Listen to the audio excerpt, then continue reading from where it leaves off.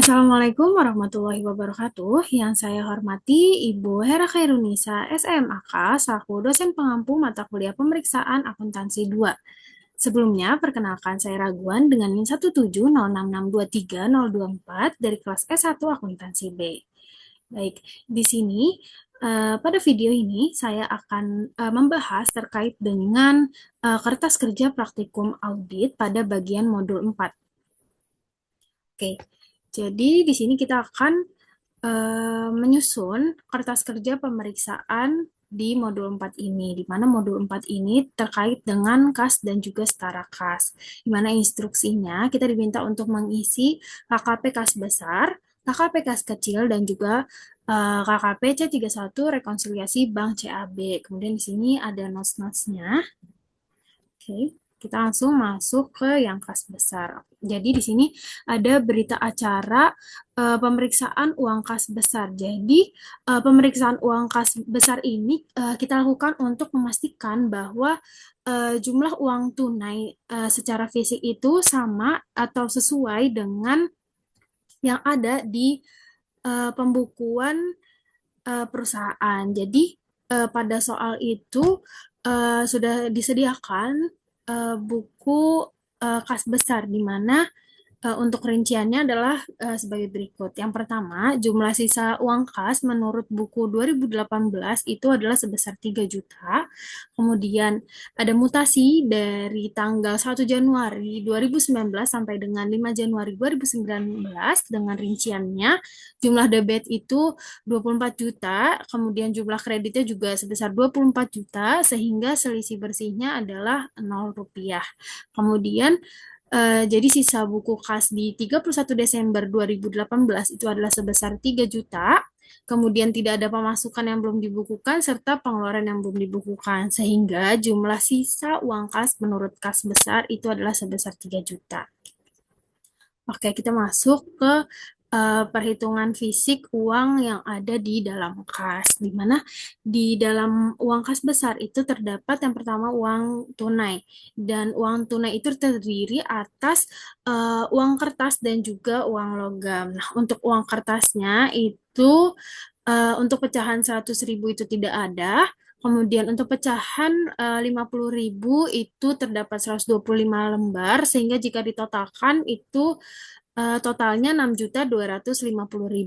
Kemudian uang pecahan 20.000 itu sebanyak 170 lembar, sehingga jika ditotalkan 3.400.000. Lalu pecahan 10.000 sebanyak 101 lembar, jika ditotalkan sebesar 1.010.000.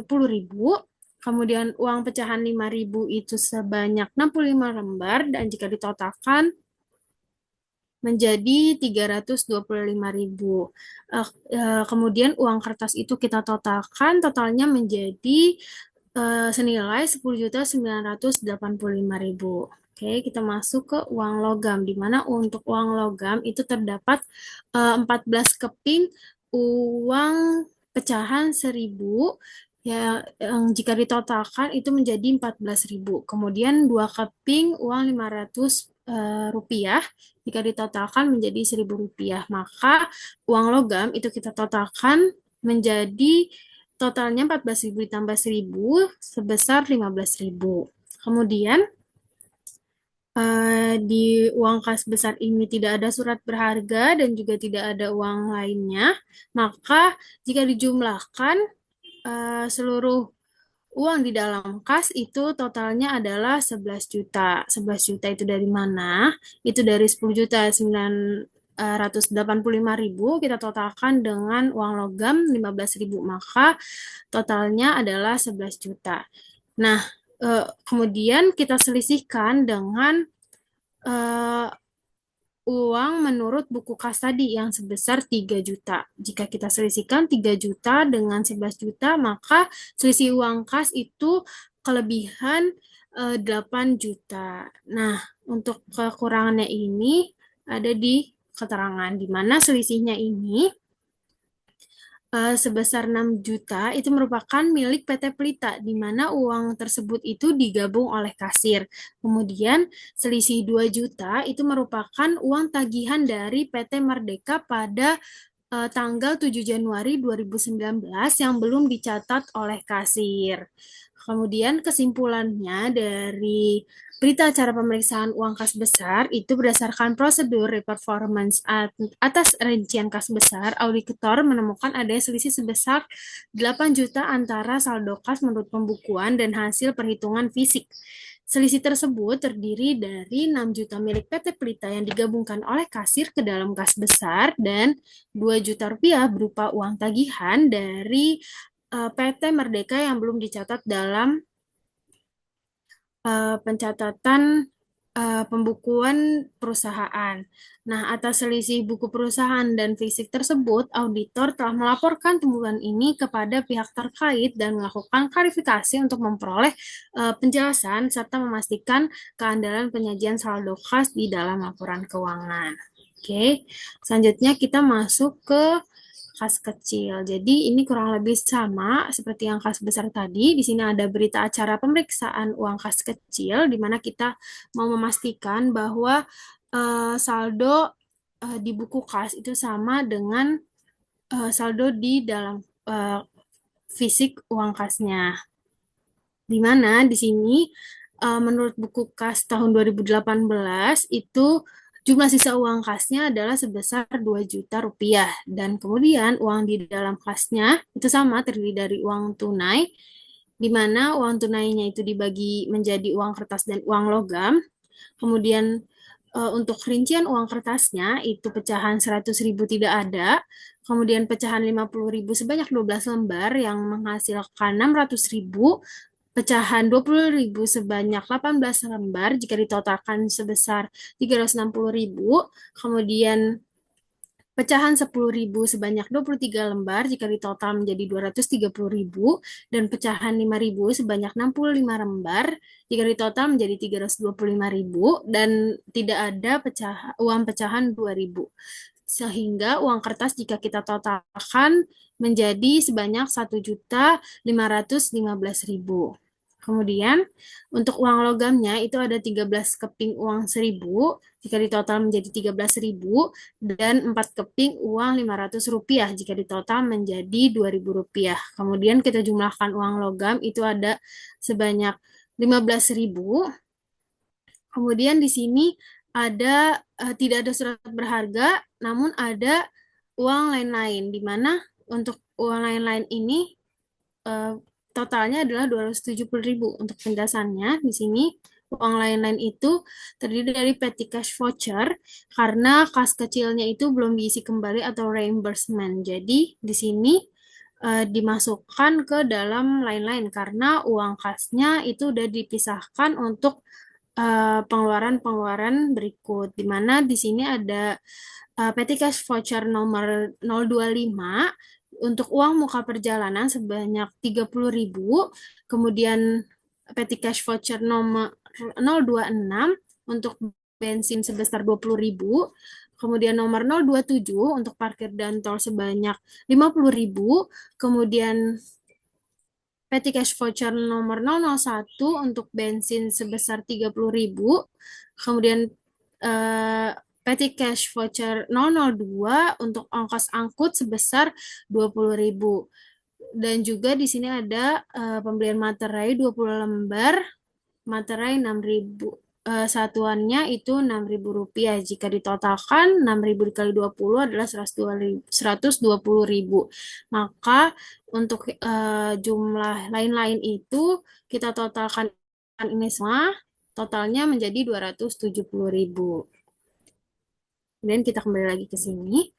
Nah, setelah tadi udah kita masukkan jumlah lainnya sini, kita totalkan keseluruhannya, yaitu uang tunai dalam bentuk kertas dan juga logam, serta lain-lain. Maka totalnya itu adalah 1.800.000. Kemudian 1.800.000 ini kita selisihkan dengan uang kas menurut buku 2018, yaitu 2 juta kita kurang dengan 1.800.000. Maka di sini terdapat selisih uang kas yang kurang, yaitu sebesar 200.000, di mana selisihnya ini jika ditemukan selisih atas kas kecil, yaitu di sini ditemukan 200.000, maka menurut peraturan perusahaan, jika terdapat saldo selisih itu, maka akan menjadi tanggung jawab dari kasir, yaitu di sini adalah saudari Sabrina. Maka kesimpulannya, berdasarkan prosedur performance atas rincian kas kecil, ditemukan bahwa terdapat selisih kurang sebesar 200.000 antara saldo kas menurut pembukuan dan hasil perhitungan fisik, di mana atas selisih ini auditor telah melaporkan temuan kepada pihak terkait untuk diklarifikasi dan ditindaklanjuti sesuai dengan ketentuan perusahaan dan juga mengusulkan uh, pair yaitu piutang lain-lain sebesar 200.000 karena ini kan tadi kekurangannya itu menjadi tanggung jawab dari kasir. Maka di sini akunnya menjadi piutang lain-lain dan juga beban yang masih harus dibayar yaitu sebesar 200.000. Oke, kita lanjut ke subsupporting schedule Bank CAB. Jadi di sini kita akan merekonsiliasi Bank CAB di mana di sini kita itu uh, di bulan Desember klien itu belum membuat rekonsiliasi bank sehingga uh, saldo bank saldo menurut rekening koran itu di sini ada totalnya 4.391.410 rupiah, sedangkan saldo menurut pembukuan itu sebesar 5.849.910 rupiah. Nah, di sini kita akan menelusuri mengapa kedua saldo menurut rekening dan juga pembukuan itu bisa berbeda. Jadi kita telusuri, kita mulai dari saldo rekening koran, di mana di saldo rekening koran ini kita akan menelusuri mana yang belum dicatat oleh pihak bank. Jadi saldo awalnya tadi saldo menurut rekening koran itu di akhir 4.391.410. Kemudian terdapat setoran dalam proses. Saat kita menelusuri itu kita menemukan bahwa ada setoran dalam proses. Jadi perusahaan itu udah melakukan setoran tunai dari kas besar sebesar 20 juta, namun belum muncul di banknya. Maka di sini kita anggap sebagai setoran di dalam proses, di mana kita catat sebagai penambah saldo rekening yaitu sebesar 20 juta. Untuk buktinya yaitu BBM nomor 009. Kemudian selanjutnya di buku perusahaan itu juga ada pencatatan terkait dengan pembayaran utang ke PT Carakai sebesar 11 juta rupiah. Namun belum muncul di rekening bank sehingga berarti belum ada pencairan dana. Di mana di sini kita jadikan pengurang saldo rekening bank. Maka di sini kita tulis sebagai biliet giro yang beredar dengan buktinya itu BBK nomor 008, kita catat di sini sebesar 11 juta. Maka jika kita totalkan di sini 4.391.410 rupiah kita tambah dengan saldo setoran dalam proses sebesar 20 juta, maka kita dapat 24.391.410. Kemudian kita kurangkan dengan biliet giro yang beredar sebesar 11 juta, maka saldo menurut bank setelah rekonsiliasi itu sebesar 13.391.410 rupiah. Kemudian selanjutnya di sini kita akan menelusuri mana saldo apa yang belum dicatat oleh perusahaan, di mana di sini saldo menurut pembukuan itu sebesar 5.849.910. Kemudian di sini kita tambah dengan yang pertama di sini ada kaum masuk terkait dengan pelunasan piutang dari PT Lestari yang belum dilakukan pencatatan oleh perusahaan. Maka di sini kita masukkan sebagai penambah di pembukuan perusahaan sebagai penerimaan piutang usaha sebesar 10.600.000. Kemudian di rekening koran bank itu juga ada pencatatan pendapatan jasa giro. Maka di sini juga kita masukkan ke dalam penambah saldo pembukuan yaitu sebagai pendapatan jasa giro sebesar 156.500. Kemudian ada lagi selisih saldo di sini sebesar 990.000 pada pencatatan perusahaan, di mana di rekening koran itu tertulisnya 101.100.000, sedangkan di buku perusahaan itu tercatatnya hanya sebesar 100.110.000. Maka di sini kita koreksi sebesar 990.000 karena yang benar itu pasti yang pencatatan bank. Lalu di sini ada tolakan clearing dari PT Krakatau, yang berarti ada clearing yang udah dilakukan namun ditolak. Jadi di sini kita masukkan ke pengurangan di pembukuan perusahaan karena kan sebelumnya perusahaan juga udah mencatat adanya pemasukan. Jadi di sini kita kurangi sebesar 2.200.000. Kemudian ada beban administrasi bank sebesar 25.000 yang belum dicatat oleh perusahaan. Maka di sini juga kita masukkan ke pengurang dari saldo pembukuan sebesar 25.000. Maka jika kita tambah dan juga kita kurangi dengan saldo-saldo yang tadi udah kita temukan, saldo menurut pembukuan di akhir sebesar 13.391.410 rupiah. Maka di sini kita udah dapat hasil yang sama antara saldo menurut bank dan juga saldo menurut pembukuan. Dimana untuk keterangan catatan pemeriksaannya, dari hal pemeriksaan tadi itu ditemukan yang pertama, terdapat kurang catat atas pembayaran utang ke PT Berkat pada 2 Desember dengan nomor bukti bank keluar nomor 001 yang seharusnya tadi 101.100.000, namun dicatat oleh perusahaan itu sebesar 100.110.000. Maka auditor menyarankan adanya adjustment untuk utang usaha dan juga utang usaha di debit sebesar 990.000 dan Bank CAB di kredit sebesar 990.000. Untuk direkonsiliasinya, yang ini tadi itu yang ini ya, 990.000. Kemudian yang kedua, perusahaan itu belum mencatat penerimaan atas piutang dari PT Lestari, di mana auditor juga menyarankan untuk melakukan adjustment, yaitu Bank CAB di debit sebesar 10.600.000 dan piutang usaha di kredit sebesar 10.600.000. Di sini untuk buktinya yang ini. Kemudian yang ketiga, ada salah satu biliet giro yang diterima dari pelanggan, yaitu dari PT Krakatau, ditolak clearing oleh bank sehingga tidak dapat dicairkan. Maka dilakukan adjustment juga, piutang usaha di debit sebesar 2.200.000 dan juga di kredit ada Bank CAB sebesar 2.200.000. Untuk rekonsiliasinya tadi yang ini. Tolakan clearing PT Krakatau.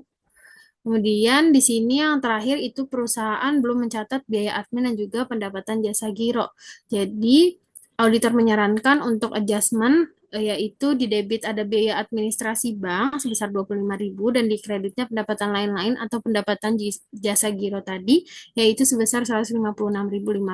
Untuk selisihnya dimasukkan ke dalam Bank CAB di saldonya di debit.